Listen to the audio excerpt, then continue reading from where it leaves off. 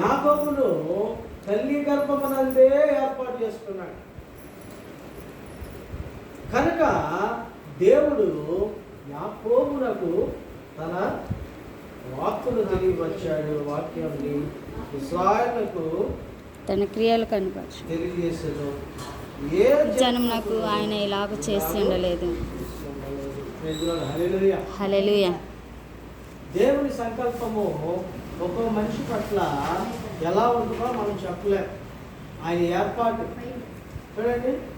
ఒక ఆయన చెప్తున్నాడు, ఒక పెద్ద ఆయన సినిమా యాక్టరు, ఆయన రచయిత, మనుషులంటే ఒక బండను తీసుకొని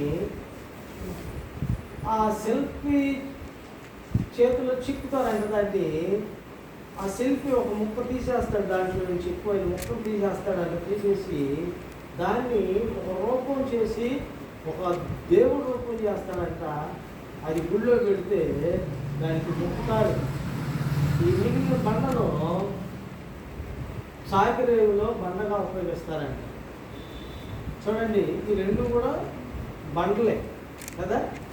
ఒకటేమో మొక్కటానికి, ఒకటేమో గుర్తుకోవడానికి, రెండింటికి దాన్ని ఉపయోగిస్తారండి. చూసారు, ఏ బండ ఎలాగ చెక్కాలో అది ఆ దేవుడికి తెలుసు, మనుషులకి తెలియదు.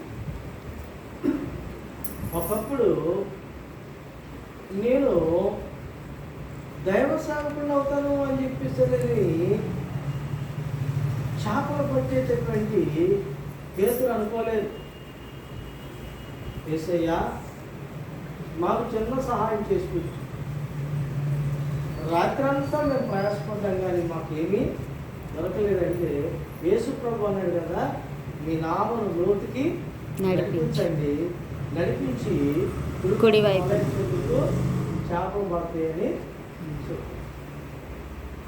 అయితే యేసు ప్రభు ఏమో ఆయన పరమజాలరి, ఆయన మాట విన్నాడు. ఆయన చెప్పినట్టు వలేస్తే పేతురుకు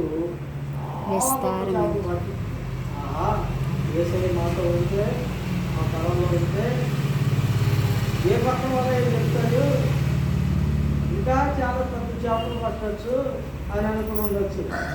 యేసయ్య అన్నాడు కదా, కూర్చోండి, మిమ్మల్ని చేపలు పట్టేవాళ్ళు కాదు, మీరు మనుషులు పట్టే జాలరు. మనుషులు పట్టే జాలరు.